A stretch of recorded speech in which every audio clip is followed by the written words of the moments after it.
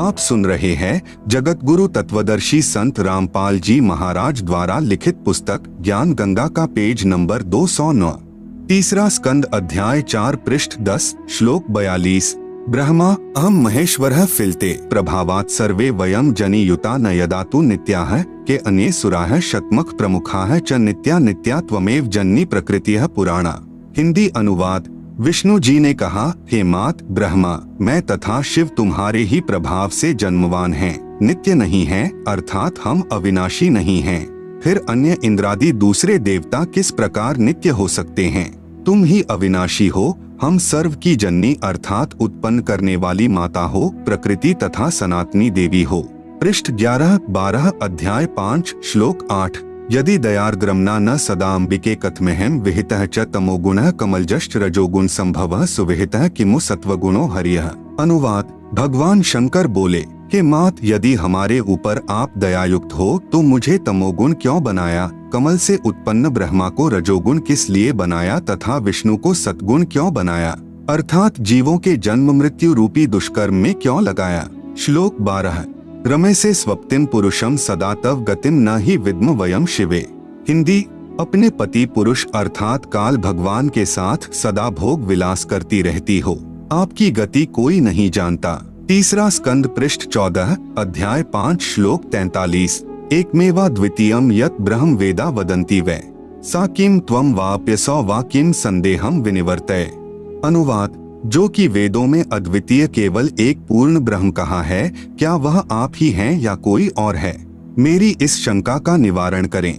ब्रह्मा जी की प्रार्थना पर देवी ने कहा, देव्युवाच सदैकत्वम न भेदोस्ति सर्वदैव ममास्य च योऽसौ साहमहम योऽसौ भेदोस्ति मति विभ्रमात् आव्योरंतरम सूक्ष्मम यो वेद मतिमान ही सह विमुक्तः स तु संसारान्मुच्यते नात्र संशयः। अनुवाद। देवी ने कहा, यह है सो मैं हूँ, जो मैं हूँ सो यह है, मति के विभ्रम होने से भेद भासता है। हम दोनों का जो सूक्ष्म अंतर है, इसको जो जानता है वही मतिमान अर्थात तत्वदर्शी है, वह संसार से पृथक होकर मुक्त होता है, इसमें संदेह नहीं। सुमरणात् दर्शनम तुभ्यं दास्ये हम विश्मे स्थिते स्वर्तव्या हम सदा देवाः परमात्मा सनातनः उभयोः सुमरणादेव कार्य सिद्धिर संशयम। ब्रह्मोवाच इत्युक्त्वा विसर्जास्मान् त्वा शक्तियः सुसंस्कृता विष्णवेऽथ महालक्ष्मी महाकाली शिवाय च महासरस्वती मह्यम स्थानात् तस्माद् विसर्जिता। अनुवाद। संकट उपस्थित होने पर सुमर्ण से ही मैं तुमको दर्शन दूंगी। देवताओं परमात्मा सनातन देव की शक्ति रूप से मेरा सदा सुमरण करना, दोनों के स्मरण से अवश्य कार्य सिद्धि होगी। ब्रह्मा जी बोले, इस प्रकार संस्कार कर शक्ति देकर हमको विदा किया। आप सुन रहे हैं जगत गुरु तत्वदर्शी संत रामपाल जी महाराज द्वारा लिखित पुस्तक ज्ञान गंगा का पेज नंबर 210। विष्णु के निमित्त महालक्ष्मी, शिव के निमित्त महाकाली और हमको महासरस्वती देकर विदा किया। मम चैव शरीरम वै सूत्रमित्याभिधीते स्थूलम शरीरम वक्ष्यामि ब्रह्मणः परमात्मनः। अनुवाद। मेरा शरीर सूत्र रूप कहा जाता है, परमात्मा ब्रह्म का स्थूल शरीर कहाता है। उपरोक्त पुराण वाक्यों का सार स्पष्ट हुआ कि श्री ब्रह्मा जी रजगुण है, श्री विष्णु जी सतगुण है तथा श्री शिव जी तमगुण है। तीनों प्रभु नाशवान हैं तथा इनका जन्म मृत्यु होता है। दुर्गा को प्रकृति भी कहा जाता है। दुर्गा का पति ब्रह्म यानी शर पुरुष काल है। यह उसके साथ पति पत्नी व्यवहार यानी रमण विलास करती रहती है। दुर्गा तथा ब्रह्म दोनों स्थूल शरीर में आकार में हैं।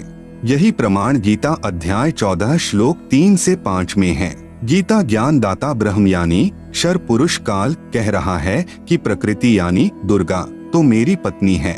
मैं इसकी योनि यानी गर्भाधान स्थान में बीज स्थापना करता हूँ, जिससे सर्व प्राणियों की उत्पत्ति होती है। मैं सर्व यानी 21 ब्रह्मांड के प्राणियों का पिता हूँ तथा प्रकृति यानी दुर्गा अष्टांगी सर्व की माता है। इसी दुर्गा यानी प्रकृति अष्टांगी से उत्पन्न तीनों गुण यानी रजगुण ब्रह्मा, सतगुण विष्णु तथा तमगुण शिव अन्य प्राणियों को कर्मों के बंधन में बांधते हैं। त्रिगुण माया यानी रजगुण ब्रह्मा जी, सतगुण विष्णु जी तथा तमगुण शिव जी जीव को मुक्त नहीं होने देते। पवित्र गीता जी के अध्याय 7 श्लोक 1 व 2 में ब्रह्म कह रहा है कि अर्जुन, अब तुझे वह ज्ञान सुनाऊंगा जिसके जानने के बाद और कुछ जानना बाकी नहीं रह जाता।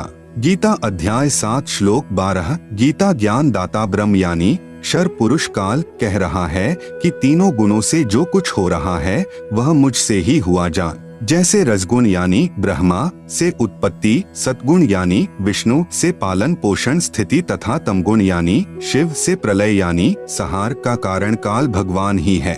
फिर कहा है कि मैं इनमें नहीं हूँ, क्योंकि काल बहुत दूर यानी 21वें ब्रह्मांड में निज लोक में रहता है, परंतु मन रूप में मौज काल ही मनाता है तथा रिमोट से सर्व प्राणियों तथा ब्रह्मा जी, श्री विष्णु जी व श्री शिव जी को यंत्र की तरह चलाता है। गीता बोलने वाला ब्रह्म कह रहा है कि मेरे 21 ब्रह्मांडों के प्राणियों के लिए मेरी पूजा से ही शास्त्र अनुकूल साधना प्रारंभ होती है, जो वेदों में वर्णित है। मेरे अंतर्गत जितने प्राणी हैं, उनकी बुद्धि मेरे हाथ में है। मैं केवल 21 ब्रह्मांडों में ही मालिक हूँ। इसलिए गीता अध्याय 7 श्लोक 12 से 15 तक जो भी तीनों गुणों से यानी रजगुण ब्रह्मा से जीवों की उत्पत्ति, सतगुण विष्णु जी से स्थिति तथा तमगुण शिव जी से संहार जो कुछ भी हो रहा है, उसका मुख्य कारण मैं यानी ब्रह्म काल की हूँ। क्योंकि काल को 1 लाख मानव शरीरधारी प्राणियों के शरीर को मारकर मैल को खाने का श्राप लगा है। आप सुन रहे हैं जगत गुरु तत्वदर्शी संत रामपाल जी महाराज द्वारा लिखित पुस्तक ज्ञान गंगा का पेज नंबर 211। जो साधक मेरी यानी ब्रह्म की साधना न करके त्रिगुणमयी माया यानी रजगुण ब्रह्मा जी, सतगुण विष्णु जी, तमगुण शिव जी की साधना करके क्षणिक लाभ प्राप्त करते हैं, जिससे ज्यादा कष्ट उठाते रहते हैं, साथ में संकेत किया है कि इनसे ज्यादा लाभ मैं यानी ब्रह्म काल दे सकता हूँ, परंतु ये मूर्ख साधक तत्व ज्ञान के अभाव से इन्हीं तीनों गुणों यानी रजगुण ब्रह्मा जी, सतगुण विष्णु जी, तमगुण शिव जी तक की साधना करते रहते हैं। इनकी बुद्धि इन्हीं तीनों प्रभुओं तक सीमित है, इसलिए ये राक्षस स्वभाव को धारण किए हुए मनुष्यों में नीच शास्त्र विरुद्ध साधना रूपी दुष्कर्म करने वाले मूर्ख मुझे यानी ब्रह्म को नहीं भजते। यही प्रमाण गीता अध्याय 16 श्लोक 4 से 20 व 23, 24 तक अध्याय 17 श्लोक 2 से 14 तथा 19 व 20 में भी है। विचार करें, रावण ने भगवान शिव जी को मृत्युंजय, अजर अमर, सर्वेश्वर मानकर भक्ति की, 10 बार शीश काट कर समर्पित कर दिया, जिसके बदले में युद्ध के समय 10 शीश रावण को प्राप्त हुए, परंतु मुक्ति नहीं हुई, राक्षस कहलाया। यह दोष रावण के गुरुदेव का है, जिस नादान यानी नीम हकीम ने वेदों को ठीक से न समझकर अपनी सोच से तमोगुण युक्त भगवान शिव को ही पूर्ण परमात्मा बताया तथा भोली आत्मा रावण ने झूठे गुरुदेव पर विश्वास करके जीवन व अपने कुल का नाश किया। नंबर 1, एक भस्मागिरी नाम का साधक था, जिसने शिव जी यानी तमोगुण को ही इष्ट मानकर शीर्षासन यानी ऊपर को पैर नीचे को शीश करके 12 वर्ष तक साधना की। भगवान शिव को वचनबद्ध करके भस्म कंडा ले लिया। भगवान शिव जी को ही मारने लगा। उद्देश्य यह था कि भस्म कंडा प्राप्त करके भगवान शिव जी को मारकर पार्वती जी को पत्नी बनाऊंगा। भगवान श्री शिव जी डर के मारे भाग गए। फिर श्री विष्णु जी ने उस भस्मासुर को गंड हाथ नाच नचाकर उसी भस्म कंडे से भस्म किया। वह शिव जी यानी तमोगुण का साधक राक्षस कहलाया। हिरण्यकशिपु ने भगवान ब्रह्मा जी यानी रजोगुण की साधना की तथा राक्षस कहलाया। नंबर 2, एक समय आज यानी सन 2006 से लगभग 335 वर्ष पूर्व हरिद्वार में हर की पैड़ियों पर यानी शास्त्र विधि रहित साधना करने वालों के कुंभ पर्व की परबी का संयोग हुआ। वहां पर सर्व यानी त्रिगुण उपासक महात्मा जन स्नानार्थ पहुँचे। गिरी, पुरी, नाथ, नागा आदि भगवान श्री शिव जी यानी तमोगुण के उपासक तथा वैष्णव भगवान श्री विष्णु जी यानी सतोगुण के उपासक हैं। प्रथम स्नान करने के कारण नागा तथा वैष्णव साधुओं में घोर युद्ध हो गया। लगभग 25,000 त्रिगुण उपासक मृत्यु को प्राप्त हुए। जो व्यक्ति जरा सी बात पर नरसंहार यानी कत्ले आम कर देता है, वह साधु है या राक्षस, स्वयं विचार करें। आम व्यक्ति भी कहीं स्नान कर रहे हों और कोई व्यक्ति आकर कहे कि मुझे भी कुछ स्थान स्नान के लिए देने की कृपा करें। शिष्टाचार के नाते कहते हैं कि आओ आप भी स्नान कर लो। इधर उधर होकर आने वाले को स्थान दे देते हैं। आप सुन रहे हैं जगत गुरु तत्वदर्शी संत रामपाल जी महाराज द्वारा लिखित पुस्तक ज्ञान गंगा का पेज नंबर 212। इसलिए पवित्र गीता जी अध्याय 7 श्लोक 12 से 15 में कहा है कि जिनका मेरी त्रिगुणमयी माया यानी रजगुण ब्रह्मा जी, सतगुण विष्णु जी, तमगुण शिव जी की पूजा के द्वारा ज्ञान हरा जा चुका है, वे केवल मान बढ़ाई के भूखे राक्षस स्वभाव को धारण किए हुए मनुष्यों में नीच अर्थात आम व्यक्ति से भी पतित स्वभाव वाले दुष्कर्म करने वाले मूर्ख मेरी भक्ति भी नहीं करते। गीता अध्याय 7 श्लोक 16 से 18 तक पवित्र गीता जी के बोलने वाला यानी ब्रह्म प्रभु कह रहा है कि मेरी भक्ति यानी ब्रह्म साधना भी 4 प्रकार के साधक करते हैं। एक तो अर्थार्थी यानी धन लाभ चाहने वाले जो वेद मंत्रों से ही जंत्र मंत्र हवन आदि करते रहते हैं। दूसरे आर्त यानी संकट निवारण के लिए वेदों के मंत्रों का जंत्र मंत्र हवन आदि करते रहते हैं। तीसरे जिज्ञासु जो परमात्मा के ज्ञान को जानने की इच्छा रखने वाले केवल ज्ञान संग्रह करके वक्ता बन जाते हैं तथा दूसरों में ज्ञान श्रेष्ठता के आधार पर उत्तम बनकर ज्ञानवान बनकर अभिमानवश भक्तिहीन हो जाते हैं। चौथे ज्ञानी वे साधक जिनको यह ज्ञान हो गया कि मानव शरीर बार बार नहीं मिलता, इससे प्रभु साधना नहीं बन पाई तो जीवन व्यर्थ हो जाएगा। फिर वेदों को पढ़ा जिनसे ज्ञान हुआ कि ब्रह्मा विष्णु शिव जी तीनों गुणों व ब्रह्म यानी क्षर पुरुष तथा परब्रह्म यानी अक्षर पुरुष से ऊपर पूर्ण ब्रह्म की ही भक्ति करनी चाहिए, अन्य देवताओं की नहीं।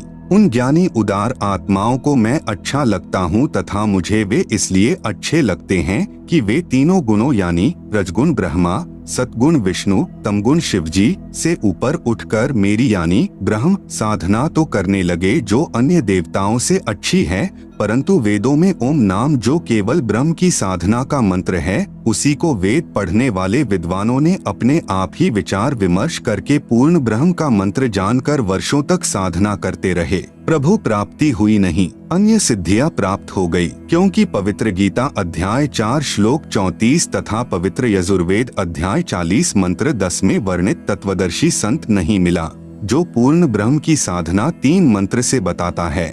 इसलिए ज्ञानी भी ब्रह्म यानी काल साधना करके जन्म मृत्यु के चक्र में ही रह गए। एक ज्ञानी उदारात्मा महर्षि चुनक जी ने वेदों को पढ़ा तथा एक पूर्ण प्रभु की भक्ति का मंत्र ओम जानकर इसी नाम के जाप से वर्षों तक साधना की। एक मानधाता चक्रवर्ती राजा था। चक्रवर्ती राजा उसे कहते हैं जिसका पूरी पृथ्वी पर शासन हो। उसने अपने अंतर्गत राजाओं को युद्ध के लिए ललकारा।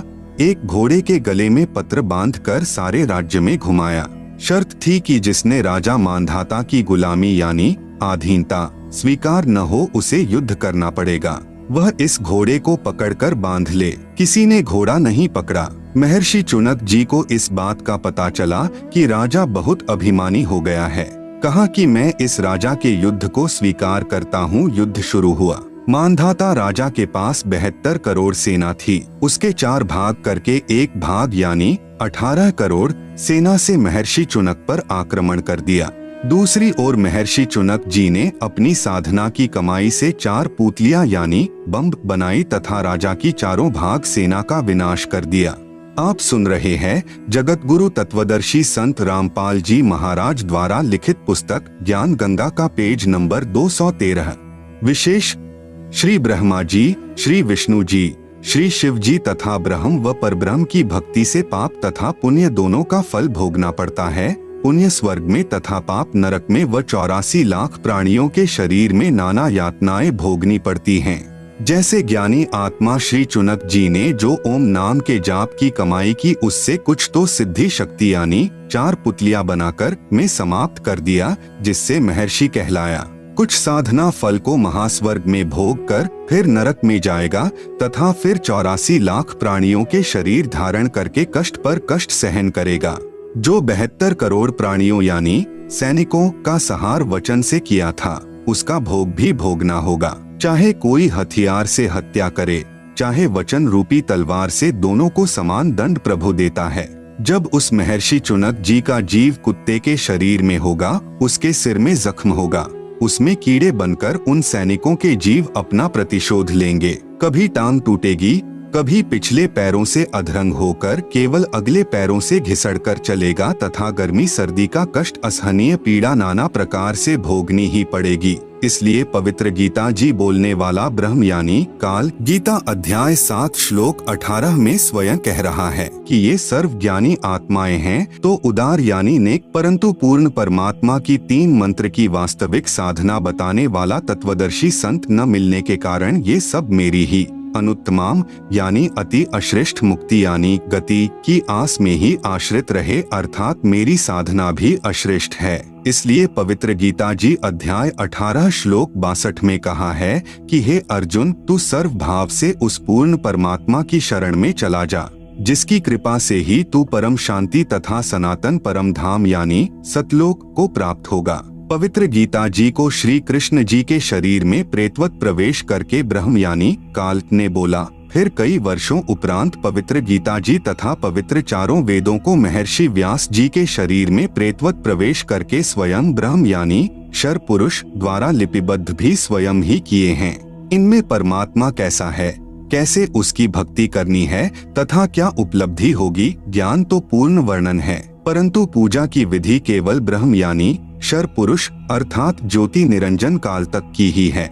पूर्ण ब्रह्म की भक्ति के लिए पवित्र गीता अध्याय 4 श्लोक 34 में पवित्र गीता बोलने वाला यानी ब्रह्म प्रभु स्वयं कह रहा है कि पूर्ण परमात्मा की भक्ति व प्राप्ति के लिए किसी तत्वज्ञानी संत को ढूंढ ले, फिर जैसे वह विधि बताएं वैसे कर। पवित्र गीता जी को बोलने वाला प्रभु कह रहा है कि पूर्ण परमात्मा का पूर्ण ज्ञान व भक्ति विधि मैं नहीं जानता। अपनी साधना के बारे में गीता अध्याय 8 के श्लोक 13 में कहा है कि मेरी भक्ति का तो केवल एक ओम अक्षर है जिसका उच्चारण करके अंतिम श्वास यानी त्यजन देहम तक जाप करने से मेरी वाली परम गति को प्राप्त होगा। फिर गीता अध्याय 7 श्लोक 18 में कहा है कि जिन प्रभु चाहने वाली आत्माओं को तत्वदर्शी संत नहीं मिला जो पूर्ण ब्रह्म की साधना जानता हो, इसलिए वे उदारात्माएं मेरे वाली अनुत्तमाम यानी अति अनुत्तम परम गति में ही आश्रित हैं। पवित्र गीता जी बोलने वाला प्रभु स्वयं कह रहा है कि मेरी साधना से होने वाली गति अर्थात मुक्ति भी अति अश्रेष्ठ है।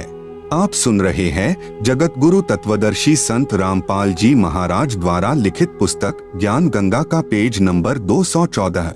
अन्य देवताओं यानी रजगुण ब्रह्मा जी, सतगुण विष्णु जी, तमगुण शिव जी की पूजा अनजान ही करते हैं। अध्याय 7 के श्लोक 20 में कहा है कि जिसका संबंध अध्याय 7 के श्लोक 15 से लगातार है। श्लोक 15 में कहा है कि त्रिगुणमयी माया यानी जो रजगुण ब्रह्मा जी, सतगुण विष्णु जी, तमगुण शिव जी की पूजा तक सीमित हैं तथा इन्हीं से प्राप्त क्षणिक सुख के द्वारा जिनका ज्ञान हरा जा चुका है, ऐसे असुर स्वभाव को धारण किए हुए नीच व्यक्ति दुष्कर्म करने वाले मूर्ख मुझे नहीं भजते। अध्याय 7 के श्लोक 20 में उन भोगों की कामना के कारण जिनका ज्ञान हरा जा चुका है, वे अपने स्वभाव वश प्रेरित होकर अज्ञान अंधकार वाले नियम के आश्रित अन्य देवताओं को पूजते हैं। अध्याय 7 के श्लोक 21 में कहा है कि जो भक्त जिस देवता के स्वरूप को श्रद्धा से पूजना चाहता है, उस भक्त की श्रद्धा को मैं उसी देवता के प्रति स्थिर करता हूँ। अध्याय 7 के श्लोक 22 में कहा है कि वह जिस श्रद्धा से युक्त होकर जिस देवता का पूजन करता है, क्योंकि उस देवता से मेरे द्वारा ही विधान किए हुए कुछ इच्छित भोगों को प्राप्त करते हैं। जैसे मुख्यमंत्री कहे कि नीचे के अधिकारी मेरे ही नौकर हैं, मैंने उनको कुछ अधिकार दे रखे हैं जो उनके यानी अधिकारियों के ही आश्रित हैं, वह लाभ भी मेरे द्वारा ही दिया जाता है परंतु पूर्ण लाभ नहीं है। अध्याय 7 के श्लोक 23 में वर्णन है कि परंतु उन मंद बुद्धि वालों का वह फल नाशवान होता है। देवताओं को पूजने वाले देवताओं को प्राप्त होते हैं। मदभक्त यानी मतावलंबी जो वेदों में वर्णित भक्ति विधि अनुसार भक्ति करने वाले भक्त भी मुझको प्राप्त होते हैं, अर्थात काल के जाल से कोई बाहर नहीं है। विशेष अध्याय 7 के श्लोक 20 से 23 में कहा है कि वे जो भी साधना किसी भी पितृ, भूत, देवी देवता आदि की पूजा स्वभाव वश करते हैं, मैं यानी ब्रह्म काल की उन मंद बुद्धि लोगों यानी भक्तों को उसी देवता के प्रति आसक्त करता हूँ। वे नादान साधक देवताओं से जो लाभ पाते हैं, मैंने यानी काल ने ही देवताओं को कुछ शक्ति दे रखी है, उसी के आधार पर उनके यानी देवताओं के पुजारी देवताओं को प्राप्त हो जाएंगे। परंतु उन बुद्धिहीन साधकों की वह पूजा 84 लाख योनियों में शीघ्र ले जाने वाली है, तथा जो मुझे यानी काल को भजते हैं वे तप्त शिला पर फिर मेरे महास्वर्ग यानी ब्रह्मलोक में चले जाते हैं और उसके बाद जन्म मरण में ही रहेंगे, मोक्ष प्राप्त नहीं होगा। भावार्थ है कि देवी देवताओं व ब्रह्मा, विष्णु, शिव तथा माता से भगवान ब्रह्म की साधना अधिक लाभदायक है। भले ही महास्वर्ग में गए साधक का स्वर्ग समय 1 महाकल्प तक भी हो सकता है, परंतु महास्वर्ग में शुभ कर्मों का सुख भोग कर फिर नरक तथा अन्य प्राणियों के शरीर में भी कष्ट बना रहेगा। पूर्ण मोक्ष नहीं, अर्थात काल जाल से मुक्ति नहीं। आप सुन रहे हैं जगत गुरु तत्वदर्शी संत रामपाल जी महाराज द्वारा लिखित पुस्तक ज्ञान गंगा का पेज नंबर 215। अन्य प्रमाण पवित्र गीता व पवित्र वेदों में अन्य देवताओं की पूजा तथा पितर पूजा यानी श्राद्ध निकालना तथा भूत पूजा यानी अस्थियां उठाना अर्थात फूल उठाना, पिंड भरवाना, मंडियों की पूजा करना मना किया है। पवित्र चारों वेदों अनुसार साधना का परिणाम केवल स्वर्ग महास्वर्ग प्राप्ति मुक्ति नहीं। पवित्र गीता अध्याय 9 के श्लोक 20-21 में कहा है कि जो मनोकामना यानी सकाम सिद्धि के लिए मेरी पूजा तीनों वेदों में वर्णित साधना शास्त्र अनुकूल करते हैं, वे अपने कर्मों के आधार पर महास्वर्ग में आनंद मनाकर फिर जन्म मरण में आ जाते हैं। अर्थात यज्ञ चाहे शास्त्रानुकूल भी हो, उनका एकमात्र लाभ सांसारिक भोग, स्वर्ग और फिर नरक व 84 लाख योनियां ही हैं। जब तक तीनों मंत्र यानी ओम तथा तत् व सत सांकेतिक पूर्ण संत से प्राप्त नहीं होते। अध्याय 9 के श्लोक 22 में कहा है कि जो निष्काम भाव से मेरी शास्त्रानुकूल पूजा करते हैं, उनकी पूजा की साधना की रक्षा में स्वयं करता हूँ, मुक्ति नहीं। शास्त्र विधि विरुद्ध साधना पतन का कारण। पवित्र गीता अध्याय 9 के श्लोक 23-24 में कहा है कि जो व्यक्ति अन्य देवताओं को पूजते हैं, वे भी मेरी यानी काल जाल में रहने वाली पूजा ही कर रहे हैं, परंतु उनकी यह पूजा अविधि पूर्वक है, अर्थात शास्त्र विरुद्ध है। भावार्थ है कि अन्य देवताओं को नहीं पूजना चाहिए, क्योंकि संपूर्ण यज्ञों का भोक्ता व स्वामी मैं ही हूँ। वे भक्त मुझे अच्छी तरह नहीं जानते, इसलिए पतन को प्राप्त होते हैं, नरक व 84 लाख जूनियों का कष्ट। जैसे गीता अध्याय 3 श्लोक 14-15 में कहा है कि सर्व यज्ञों में प्रतिष्ठित अर्थात सम्मानित जिसको यज्ञ समर्पण की जाती है, वह परमात्मा सर्वगतम ब्रह्म यानी पूर्ण ब्रह्म है। वही कर्माधार बनाकर सर्व प्राणियों को प्रदान करता है, परंतु पूर्ण संत न मिलने तक सर्व यज्ञों का भोग यानी आनंद काल मन रूप में ही भोगता है। इसलिए कह रहा है कि मैं सर्व यज्ञों का भोक्ता व स्वामी हूँ। श्राद्ध निकालने यानी पितर पूजने वाले पितर बनेंगे, मुक्ति नहीं।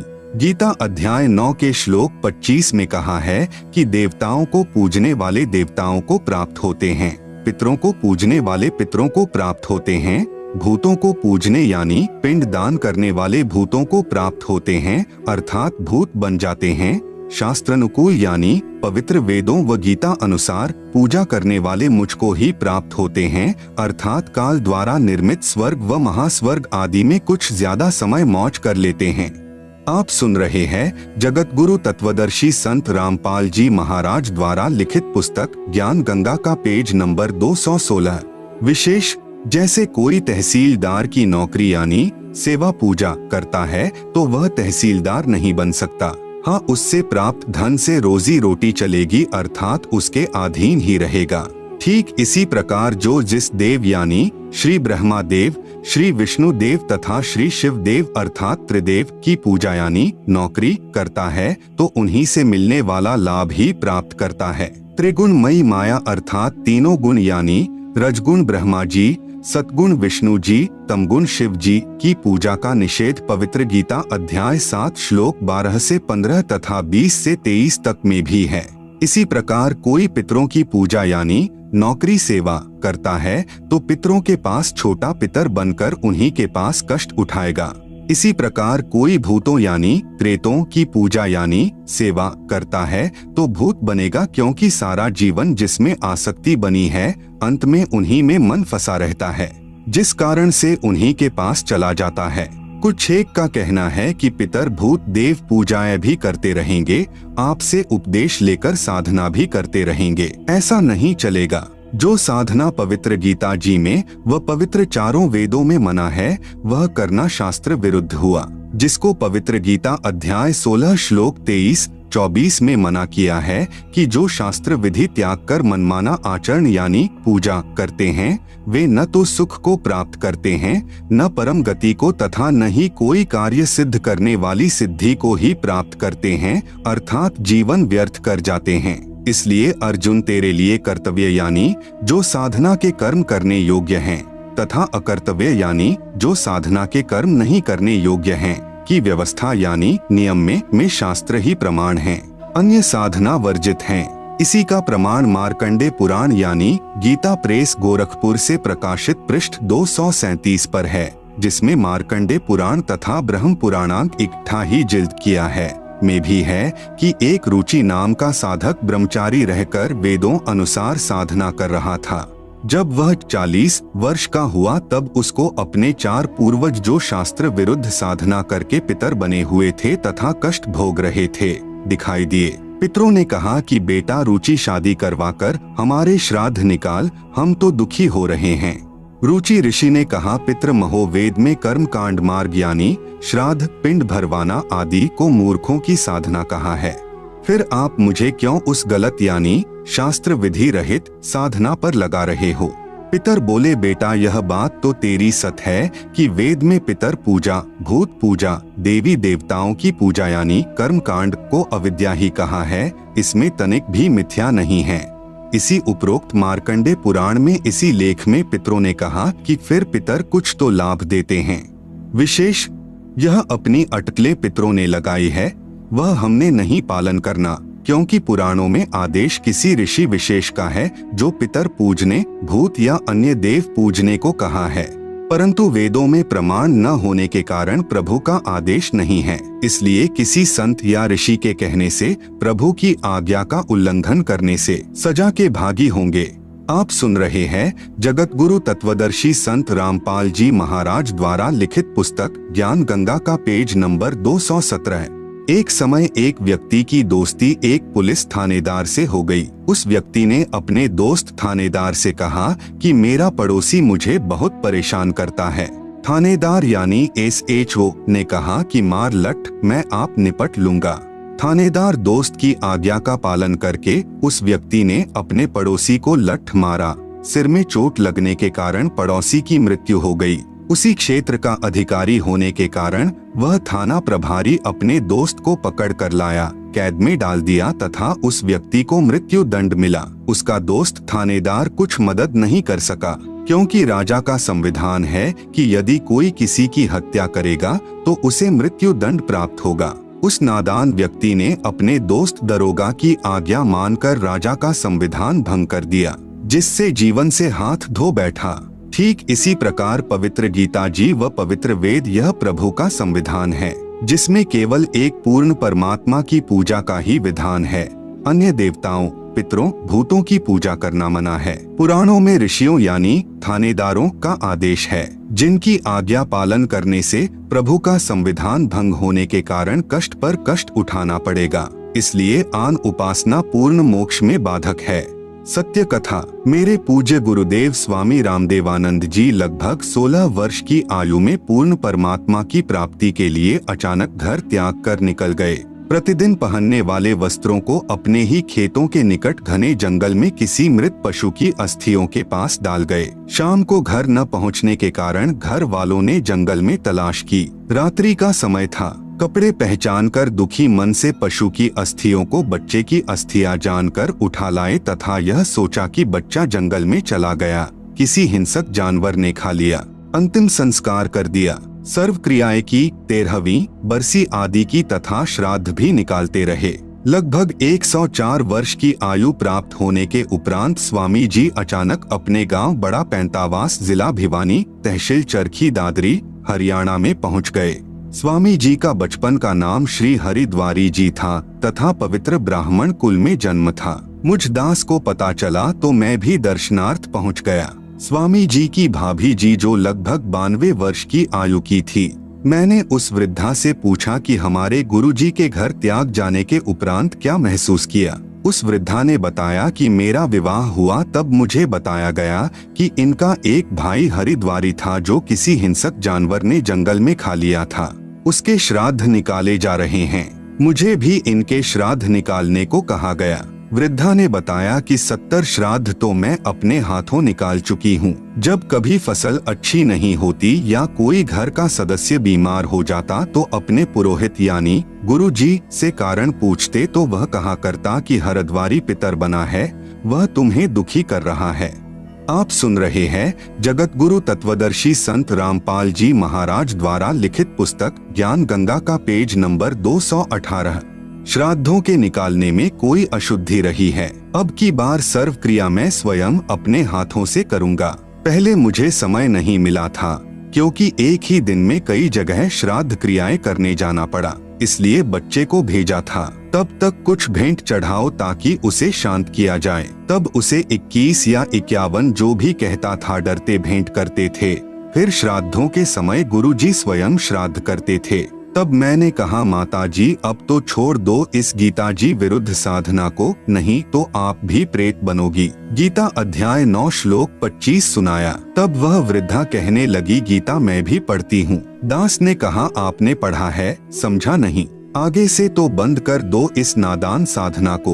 वृद्धा ने उत्तर दिया न भाई, कैसे छोड़ दे श्राद्ध निकालना, यह तो सदियों पुरानी लाक यानी परंपरा है। यह दोष भोली आत्माओं का नहीं है, यह दोष मूर्ख गुरुओं यानी नीम हकीमों का है, जिन्होंने अपने पवित्र शास्त्रों को समझे बिना मनमाना आचरण यानी पूजा का मार्ग बता दिया, जिस कारण न तो कोई कार्य सिद्ध होता है, न परम गति तथा न कोई सुख ही प्राप्त होता है। प्रमाण पवित्र गीता अध्याय 16 श्लोक 23-24। अब दास की प्रार्थना है कि शिक्षित वर्ग अवश्य ध्यान दे तथा शास्त्र विधि अनुसार साधना करके पूर्ण परमात्मा के सनातन परम धाम यानी शाश्वतम स्थानम अर्थात सतलोक को प्राप्त करें, जिससे पूर्ण मोक्ष तथा परम शांति प्राप्त होती है।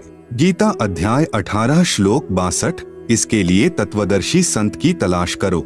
गीता अध्याय 4 श्लोक 34। एक श्रद्धालु ने कहा कि मैं आपसे उपदेश लेकर आप द्वारा बताई साधना भी करता रहूंगा तथा श्राद्ध भी निकालता रहूंगा तथा अपने घरेलू देवी देवताओं को भी उपरले मन से पूजता रहूंगा, इसमें क्या दोष है? मुझ दास की प्रार्थना, संविधान की किसी भी धारा का उल्लंघन कर देने पर सजा अवश्य मिलेगी, इसलिए पवित्र गीता जी व पवित्र चारों वेदों में वर्णित व वर्जित विधि के विपरीत साधना करना व्यर्थ है।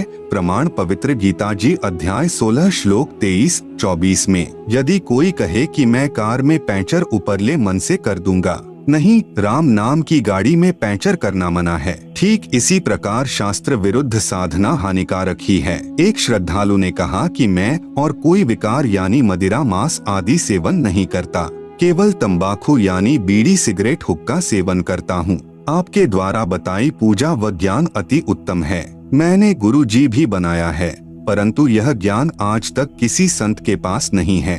मैं 25 वर्ष से घूम रहा हूँ तथा 3 गुरुदेव बदल चुका हूँ। कृपया मुझे तंबाकू सेवन की छूट दे दो, शेष सर्व शर्तें मंजूर हैं। तंबाकू से भक्ति में क्या बाधा आती है? दास की प्रार्थना। दास ने प्रार्थना की कि अपने शरीर को ऑक्सीजन की आवश्यकता है। आप सुन रहे हैं जगत गुरु तत्वदर्शी संत रामपाल जी महाराज द्वारा लिखित पुस्तक ज्ञान गंगा का पेज नंबर 219। तंबाकू का धुआं कार्बन डाइऑक्साइड है जो फेफड़ों को कमजोर व रक्त दूषित करता है। मानव शरीर प्रभु प्राप्ति व आत्म कल्याण के लिए ही प्राप्त हुआ है। इसमें परमात्मा पाने का रास्ता सुषुम्ना नाड़ी से प्रारंभ होता है। जो नाक के दोनों छिद्र हैं, उन्हें दाएं को ईड़ा तथा बाएं को पिंगुला कहते हैं। इन दोनों के मध्य में सुषुम्ना नाड़ी है, जिसमें एक छोटी सुई यानी नीडल में धागा पिरोने वाले छिद्र के समान द्वार होता है, जो तंबाकू के धुएं से बंद हो जाता है, जिससे प्रभु प्राप्ति के मार्ग में अवरोध हो जाता है। यदि प्रभु पाने का रास्ता ही बंद हो गया तो मानव शरीर व्यर्थ हुआ। इसलिए प्रभु भक्ति करने वाले साधक को प्रत्येक नशीले व अखाद्य यानी मांस आदि पदार्थों का सर्वदा निषेध है। एक श्रद्धालु ने कहा कि मैं तंबाकू प्रयोग नहीं करता, मांस व मदिरा सेवन जरूर करता हूँ, इससे भक्ति में क्या बाधा है? यह तो खाने पीने के लिए ही बनाई है तथा पेड़ पौधों में भी तो जीव है, वह खाना भी तो मांस भक्षण तुल्य ही है। दास की प्रार्थना, यदि कोई हमारे माता पिता भाई बहन व बच्चों आदि को मारकर खाए तो कैसा लगे? जैसा दर्द आपने होवे वैसा जान बिराने, कहे कबीर वे जाए नरक में जो काटे शीश खुराने। जो व्यक्ति पशुओं को मारते समय खुरों तथा शीश को बेरहमी से काट कर मांस खाते हैं वे नरक के भागी होंगे। जैसा दुख अपने बच्चों व संबंधियों की हत्या का होता है, ऐसा ही दूसरे को जानना चाहिए। रही बात पेड़ पौधों को खाने की, इनको खाने का प्रभु का आदेश है तथा ये जड़ जूनी के हैं। अन्य चेतन प्राणियों का वध प्रभु आदेश विरुद्ध है, इसलिए अपराध यानी पाप है। मदिरा सेवन भी प्रभु आदेश नहीं है, परंतु स्पष्ट मना है तथा मानव जीवन को बर्बाद करने का है। शराब पान किया हुआ व्यक्ति कुछ भी गलती कर सकता है। मदिरा पान धन तन व पारिवारिक शांति तथा समाज सभ्यता की महाशत्रु है। प्यारे बच्चों के भावी चरित्र पर कुप्रभाव पड़ता है। मदिरा पान करने वाला व्यक्ति कितना ही नेक हो परंतु उसकी न तो इज्जत रहती है तथा न ही विश्वास। एक समय यह दास एक गांव में सत्संग करने गया हुआ था। उस दिन नशा निषेध पर सत्संग किया। सत्संग के उपरांत एक 11 वर्षीय कन्या फूट फूट कर रोने लगी। पूछने पर उस बेटी ने बताया कि महाराज जी मेरे पिताजी पालम हवाई अड्डे पर बढ़िया नौकरी करते हैं, परंतु सर्व पैसे की शराब पी जाते हैं। मेरी मम्मी के मना करने पर इतना पीटते हैं कि शरीर पर नीले दाग बन जाते हैं।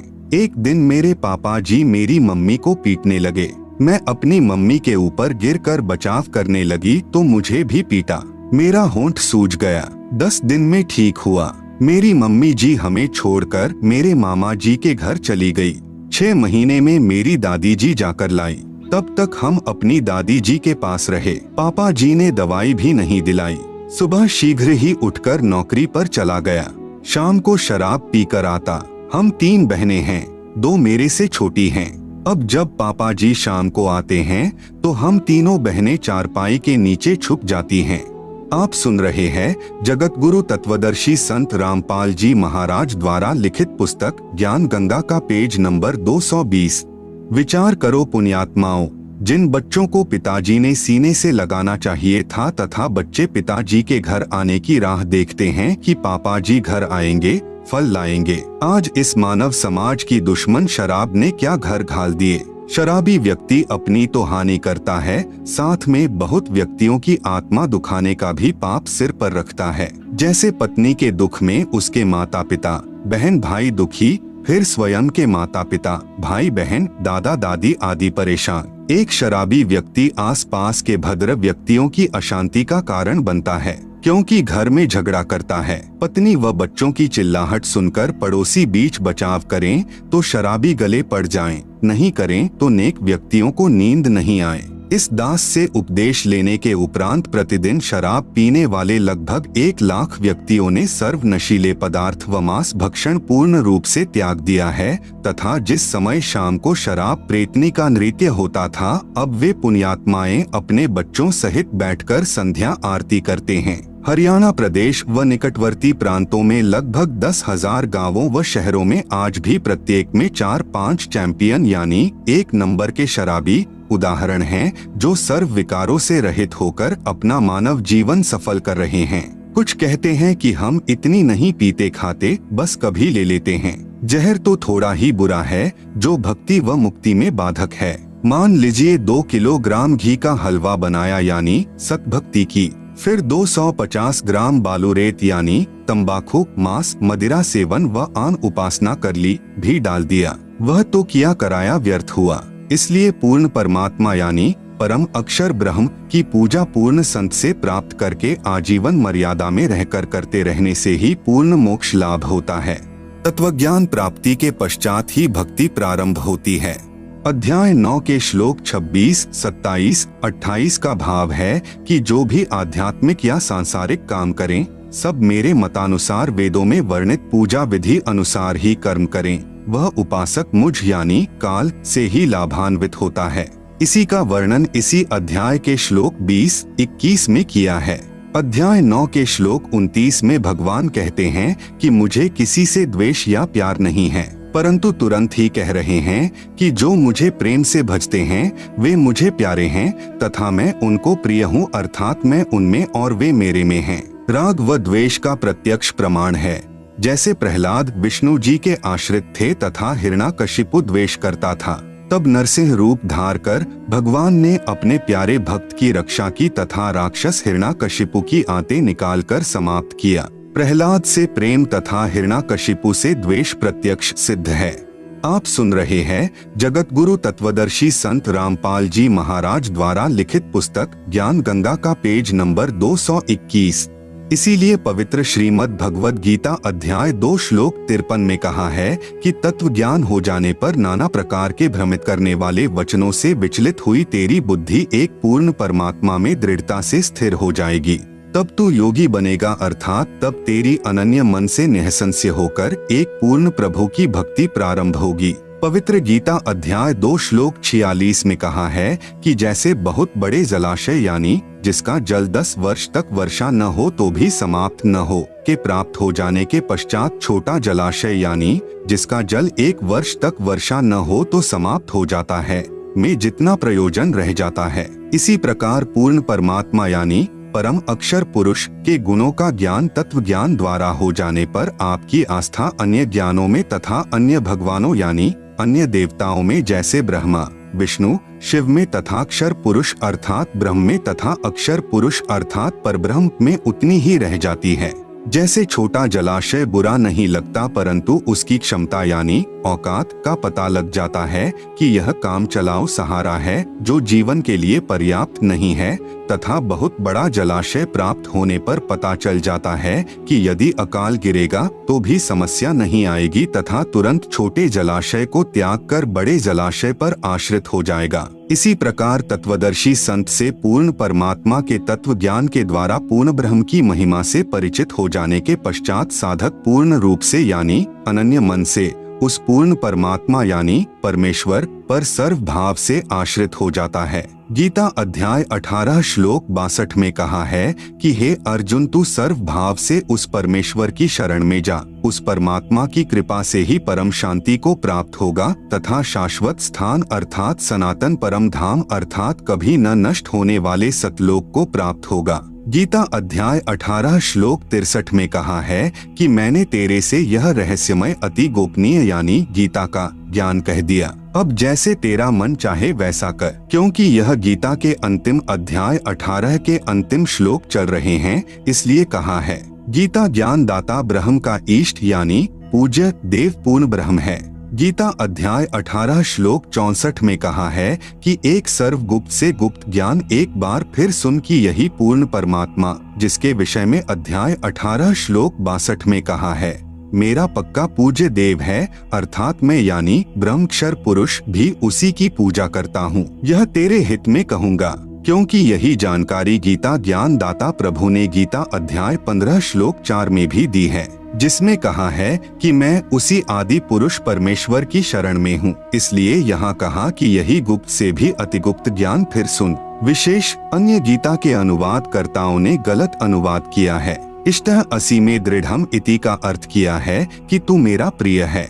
आप सुन रहे हैं जगत गुरु तत्वदर्शी संत रामपाल जी महाराज द्वारा लिखित पुस्तक ज्ञान गंगा का पेज नंबर 222, जबकि अर्थ बनता है अध्याय 18 का श्लोक 64। सर्वगुह्यतमं भूयः श्रेणु में परमं वचः इष्टः असि में दृढ़म इति ततः वक्ष्यामि ते हितम। अनुवाद सर्वगुह्यतमं यानी संपूर्ण गोपनीयों से अति गोपनीय में यानी मेरे, परमम यानी परम रहस्ययुक्त, हितम यानी हितकारक, वचः यानी वचन, ते यानी तुझे, भूयः यानी फिर, वक्ष्यामि यानी कहूँगा, ततः यानी इसे, श्रेणु यानी सुन, इति यानी यह पूर्ण ब्रह्म में यानी मेरा, दृढ़म यानी पक्का निश्चित, इष्टः यानी पूज्य देव, असि यानी है।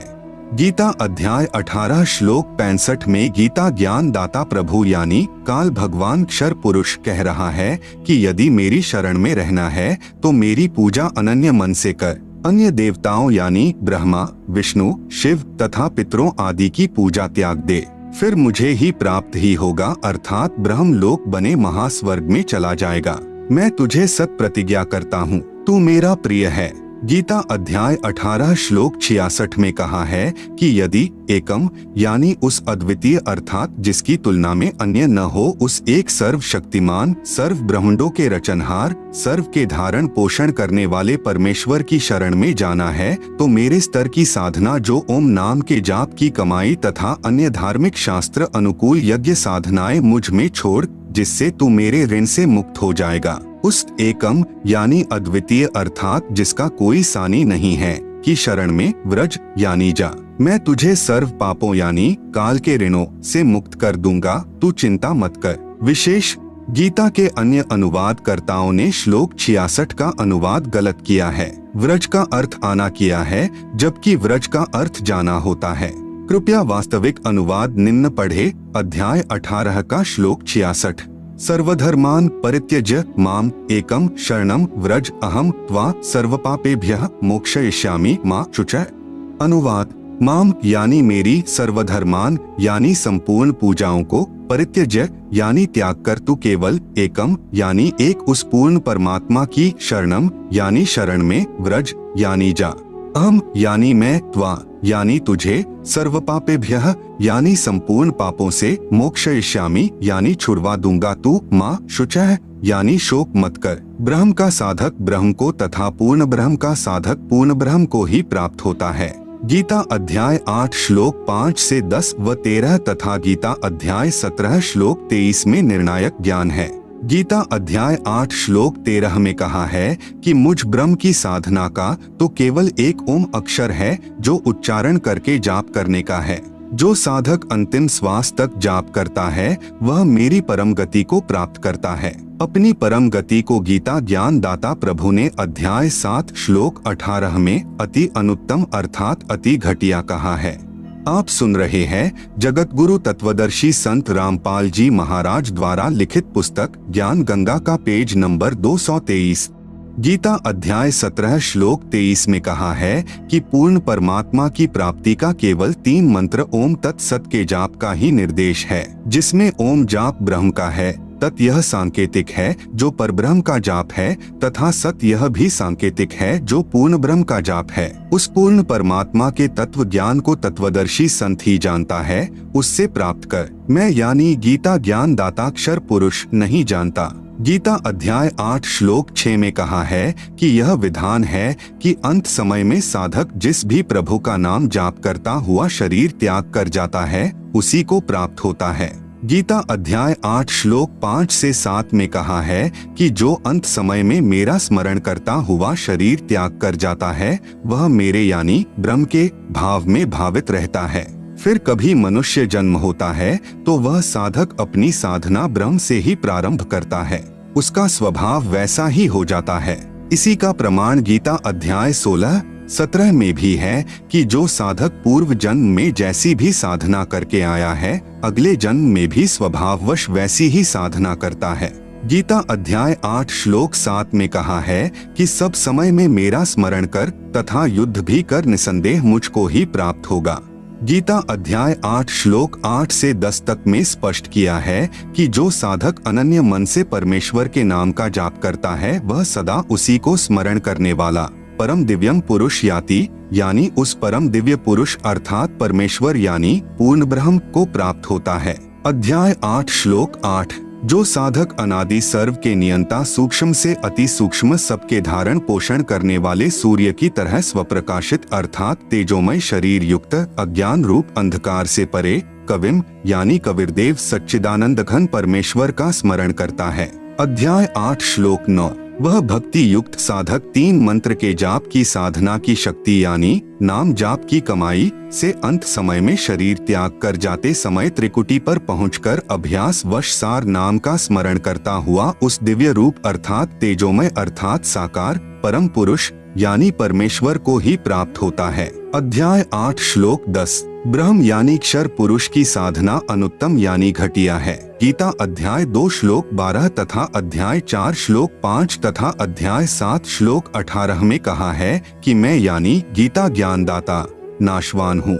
जन्म मृत्यु मेरी तथा तेरी सदा होती रहेगी। केवल किया हुआ कर्म ही प्राप्त होगा, मोक्ष नहीं होता। मेरी साधना करने वाले भले ही उद्धार साधक हैं, परंतु वे भी मेरी अति घटिया यानी अनुत्तम साधना में ही व्यस्त हैं। इसलिए गीता अध्याय 18 श्लोक 62, 64, 66 में कहा है कि उस परमेश्वर की शरण में जा तथा मेरा पूज्य देव भी वही है। आप सुन रहे हैं जगत गुरु तत्वदर्शी संत रामपाल जी महाराज द्वारा लिखित पुस्तक ज्ञान गंगा का पेज नंबर 224। प्रार्थना। उपरोक्त 3 मंत्र की साधना मुझ दासों के भी दास यानी रामपाल दास के पास उपलब्ध है, जो स्वयं पूर्ण परमात्मा कबीरदेव ने अपनी आत्माओं पर रहम यानी दया करके प्रदान की है। क्योंकि अब बिचली यानी मध्य वाली पीढ़ी चल रही है, क्योंकि कलयुग के प्रारंभ में अपने पूर्वज अशिक्षित थे। उस समय परमेश्वर के तत्व ज्ञान को नकली संतों, गुरुओं, महंतों तथा आचार्यों ने ऊपर नहीं आने दिया तथा कलयुग के अंत में सर्व व्यक्ति भक्तिहीन तथा महाविकारी हो जाएंगे। अब यह वर्तमान का समय 20वीं सदी से शिक्षित समाज प्रारंभ हुआ है। यह बिचली यानी मध्य वाली पीढ़ी अर्थात मनुष्य वंश चल रहा है। वास्तविक ज्ञान अपने सद्ग्रंथों में विद्यमान है, जिसे नकली संत, गुरु, आचार्य तथा महंत नहीं समझ सके, जिस कारण से सर्व भक्त समाज शास्त्र विरुद्ध ज्ञान के आधार से दंत कथाओं यानी लोकवेद पर आधारित होकर शास्त्र विधि त्याग कर मनमाना आचरण यानी पूजा करके अनमोल मानव जीवन व्यर्थ कर रहा है। शास्त्र विधि अनुसार साधना। नंबर 1, प्रथम चरण में ब्रह्म गायत्री मंत्र दिया जाता है, जो कमलों को खोलने का है। उपदेश प्राप्त करने वाला भक्तात्मा यह सोचेगा कि गुरु जी कह तो रहे थे कि तीनों गुणों यानी रजगुण ब्रह्मा, सतगुण विष्णु, तमगुण शिव की पूजा नहीं करनी है। मंत्र जाप उन्हीं के दिए हैं, उनके लिए निवेदन है कि यह पूजा नहीं है। हम काल के लोक में रह रहे हैं। यहाँ हमें जिस सुविधा की चाह होगी वह ब्रह्मा, विष्णु, शिव आदि ही प्रदान करेंगे। जैसे हमने बिजली का कनेक्शन यानी लाभ ले रखा है, उसका बिल यानी खर्चा भरना है। हम बिजली वाले मंत्री की या विभाग की पूजा नहीं कर रहे, हम उनका बिल भरेंगे तो बिजली का लाभ मिलता रहेगा। इसी प्रकार टेलीफोन यानी दूरभाष का बिल व पानी का बिल आदि अदा करते रहेंगे तो हमें सुविधाएं मिलती रहेंगी। आप शास्त्र विरुद्ध साधना करके भक्तिहीन हो गए हो, अर्थात आप पुण्यहीन हो गए हो, जिस कारण से आपको धन लाभ आदि नहीं हो रहा। यह दास यानी रामपाल दास आपका गारंटर यानी जिम्मेदार बनकर इस काल लोक की एक ब्रह्मांड की शक्तियों यानी ब्रह्मा, विष्णु, शिव, गणेश, माता आदि से आपको सर्व सुविधाएं पुनः प्रारंभ करवाएगा तथा आपने इस मंत्र के जाप से इनका बिल भरते रहना है। जो मंत्र प्रथम यानी सत्सुकृत अविगत कबीर है, यह आपकी पूजा है। यह पूर्ण परमात्मा है तथा सतम लाभ यानी फल प्राप्त होगा। सतम का अर्थ अविनाशी अर्थात हमें अविनाशी पद प्राप्त करना है। इस मंत्र के 4 महीने के बाद आपको सतनाम यानी सच्चा नाम और मिलेगा, जो 2 मंत्र का होगा। उसका एक मंत्र काल के 21 ब्रह्मांड का ऋण उतारने का है। उसकी कमाई करके हमने ब्रह्म यानी शर पुरुष अर्थात काल का ऋण उतारना है। फिर यह काल हमें सर्व पापों से मुक्त कर देगा।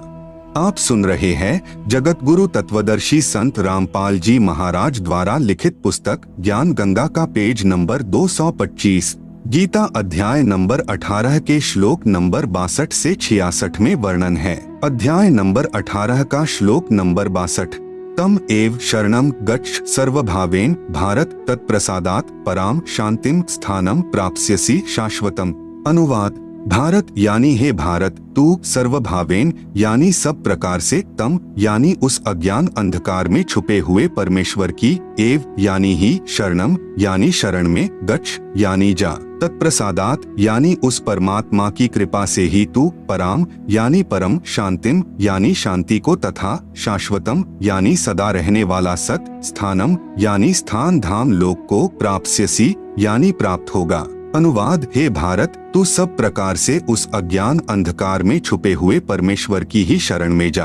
उस परमात्मा की कृपा से ही तू परम शांति को तथा सदा रहने वाला सत्स्थान धाम लोक को प्राप्त होगा। अध्याय नंबर 18 का श्लोक नंबर 66। सर्वधर्मान परित्यज्य माम एकम शरणम व्रज अहम त्वा सर्वपापेभ्यः मोक्षयिष्यामि मा शुचः। अनुवाद, माम यानी मेरी, सर्वधर्मान यानी संपूर्ण पूजाओं को, परित्यज्य यानी त्याग कर तू केवल, एकम यानी एक उस पूर्ण परमात्मा की, शरणम यानी शरण में, व्रज यानी जा, अहम यानी मैं, त्वा यानी तुझे, सर्वपापेभ्यः यानी संपूर्ण पापों से, मोक्षयिष्यामि यानी छुड़वा दूंगा तू, माँ शुचः यानी शोक मत कर। अनुवाद, मेरी संपूर्ण पूजाओं को त्याग कर तू केवल एक उस पूर्ण परमात्मा की शरण में जा, मैं तुझे संपूर्ण पापों से छुड़वा दूंगा, तू शोक मत कर। उपरोक्त श्लोकों का भावार्थ है कि काल यानी ब्रह्म अर्थात क्षर पुरुष कह रहा है कि अर्जुन तू मेरी शरण में रहना चाहता है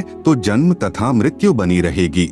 यदि परम शांति तथा सतलोक जाना चाहता है तो उस पूर्ण परमात्मा की शरण में चला जा। उसके लिए मेरी सर्व धार्मिक पूजाएं अर्थात सतनाम के प्रथम मंत्र के जाप की कमाई मुझ में छोड़कर फिर सर्वभाव से उस एक यानी सर्वशक्तिमान अर्थात जिसके बराबर दूसरा न हो उस अद्वितीय परमेश्वर की शरण में चला जा, फिर मैं तुझे सर्व पापों यानी ऋणों से मुक्त कर दूंगा।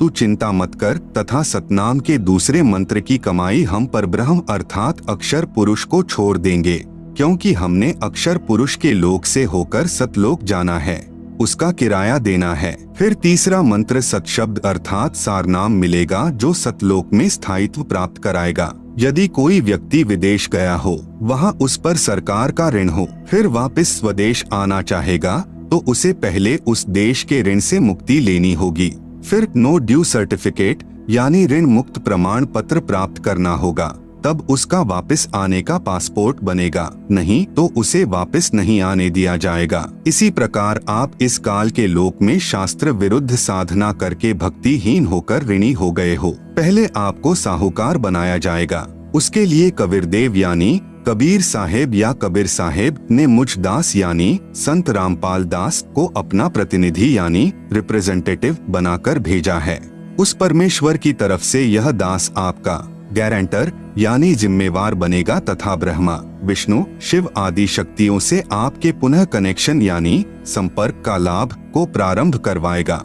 आप सुन रहे हैं जगत गुरु तत्वदर्शी संत रामपाल जी महाराज द्वारा लिखित पुस्तक ज्ञान गंगा का पेज नंबर 226, जो आपने इनके मंत्र की कमाई करके किश्तों में बिल भरना है। जब तक आप यहाँ से मुक्त नहीं होते तब तक आपको सर्व भौतिक सुविधाएं जोर शोर से मिलती रहेंगी तथा आप पुण्यदान आदि करके अधिक भक्ति धनी बन सकोगे। दूसरे शब्दों में जैसे हमारे शरीर में कमल बने हैं, जब हम शरीर त्याग कर परमात्मा के पास जाएंगे तो हमें इन कमलों में से होकर जाना है। जैसे नंबर 1 मूल कमल में गणेश जी, नंबर 2 स्वाद कमल में सावित्री ब्रह्मा जी, नंबर 3 नाभि कमल में लक्ष्मी तथा विष्णु जी, नंबर 4 हृदय कमल में पार्वती और शिव जी, नंबर 5 कंठ कमल में दुर्गा यानी अष्टंगी है। इन कमलों से हम तब ही जा सकेंगे जब हम इनका ऋण अदा कर देंगे।